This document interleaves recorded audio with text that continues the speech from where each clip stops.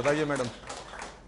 कुछ सवाल जवाब आप लोगों ने किए, पूछा, बिकॉज आपके सामने जब इतने लर्नेड कोई व्यक्ति बैठे होते हैं तो आपके जितने भी डाउट है ना, और मुझे लगता है आजकल के बच्चों को सेल्फ डाउट बहुत है, हम कर पाएंगे या नहीं, ये सबसे बड़ी कमी है बच्चों में। सबके अंदर वो थोड़ा कहीं ना कहीं एक छोटी सी कंफ्यूजन होती है कि एम आई कैपेबल और नॉट, नोबडी इज कैपेबल, वो आपको बनाना पड़ता है। Good afternoon sir, my name is Pragya Mishra.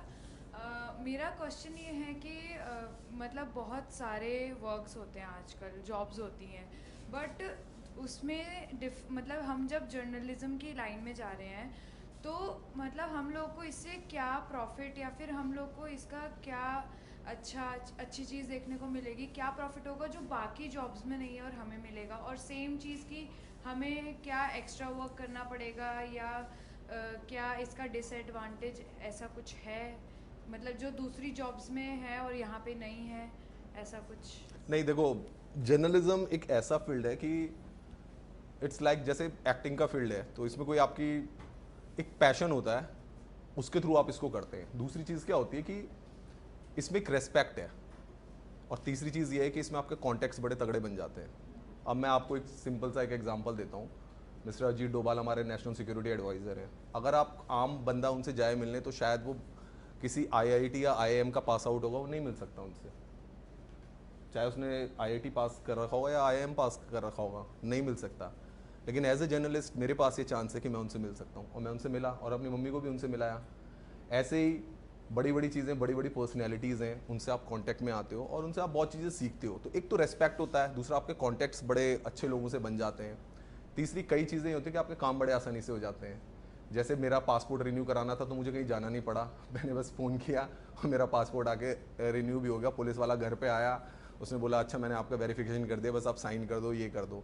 तो आपके कॉन्टैक्ट्स बनते हैं, आप अपनी बात डायरेक्टली पहुंचा सकते हो लोगों के बीच में। आप सबसे बड़ी चीज़ है कि आप लोगों का एक माध्यम बन सकते हो। बट अगर आप इसको क्लर्किकल वाली जॉब या 9 to 5 जॉब से कंपैरिजन करोगे, वो नहीं है, वो नहीं है। इसके लिए एक डिफरेंट पैशन चाहिए।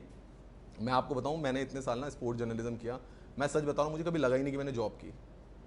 क्योंकि पहले हम पैसे देके मैच देखने जाते थे, आज हमें उसी मैच को देखने के पैसे मिल रहे हैं, और क्या करना है वही तो बताना है जो मैच में हुआ है। Good afternoon sir, good my afternoon. Name is Pragya Kaushik. Sir मेरे को आपसे ये पूछना था कि आप मतलब लाइक आपको जब आप स्पोर्ट्स जर्नलिज्म में आए थे तो आपका मतलब लाइक पहला इंटरव्यू जो आपने लिया था वो लाइक मतलब जिस भी आप मतलब पर्सनालिटी का लिए थे, आपको उस टाइम पे पहला इंटरव्यू लेते वक्त आपको कोई हेजिटेशन हुई थी या फिर मतलब आपका पहला इंटरव्यू मतलब लाइक कैसा था जिस भी पर्सनालिटी का आपने लिया था? मैंने फर्स्ट इंटरव्यू लिया था वीरेंद्र सहवाग का, और वो उस समय टीम से बाहर चल रहे थे।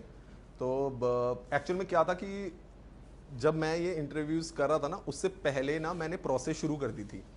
सपोज करो आप और मैं एक ही क्लास में पढ़ रहे हैं, मैंने आपको बना दिया वीरेंद्र सहवाग या विराट कोहली, ठीक है, और मैं आपका इंटरव्यू लेना शुरू कर दूंगा, ठीक है। तो ये प्रोसेस बहुत करता था मैं क्लास में, जब मैं इंस्टीट्यूट में पढ़ता था। अपने किसी दोस्त को ना कोई पर्सनैलिटी बना देता था कि भाई आज तू ना अमित शाह है और मैं आज तुझसे सवाल पूछूंगा। तो ये प्रैक्टिस बहुत ज़्यादा करा करता था मैं। तो मैं instead of being nervous I was very excited कि यार, हालांकि वो इंटरव्यू मैंने लाइनअप नहीं किया था, वो हमारे बॉस ने लाइनअप किया था। उन्होंने कहा आप जाके उनका इंटरव्यू कर लो। मैं बहुत खुश था यार, मुझे तो इसका इंटरव्यू मिलेगा। मैं गया, मैंने उनसे बोला कि वो सर ने भेजा आपका इंटरव्यू करना है। तो उन्होंने कहा ठीक है मैं आ रहा हूँ। मैं पहले इतना खुश हो गया कि यार मतलब मैं टीवी में देख रहा था, अभी मेरे को बंदे का इंटरव्यू लेने के लिए मिल रहा है, और वो भी just beginning of my career.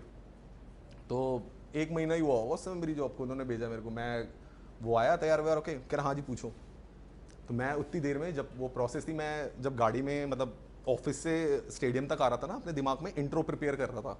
मुझे ये इंट्रो लेना है, ये ऐसे ऐसे करके बोलूँगा, ऐसे करके। फिर मेरे दिमाग में एक चीज़ और नोटिस हुई, यार ज़्यादा लाइनें बोलूँगा ना फंबल होगा, 2-3 लाइनें ही बोलता हूँ, फंबल नहीं होना चाहिए। ज़्यादा इंट्रो लंबा बनाऊंगा तो फंबल हो जाएगा, और पहले बार इंटरव्यू करो, 2-3 लाइनें लेता हूँ। तो मैंने कहा ठीक है। मैं 2-3 लाइनें ऐसी प्रिपेयर करी और 4 क्वेश्चन प्रिपेयर किए दिमाग में कि ये 4 क्वेश्चन मुझे इससे पूछने, ज़्यादा पूछूंगा कहीं मैं ही भूल गया, है ना, इतना बड़ा प्लेयर खड़ा है सामने।